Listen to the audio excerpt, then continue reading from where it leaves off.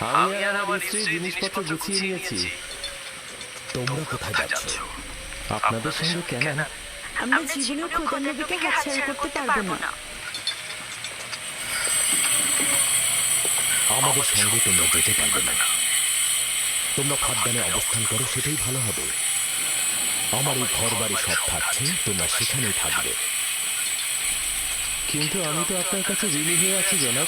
আমরা আপনার কাছে প্রতিজ্ঞা করছি, আমরা সারা জীবন আপনার খেদমত করব।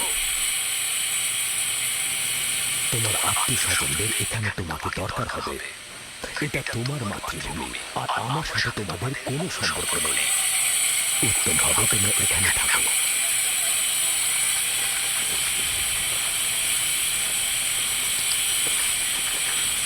খোদা তাআলাকে অসংখ্য কৃতজ্ঞতা জ্ঞাপন করছি যে আমাদেরকে হেদায়েতের নূর দিয়েছেন।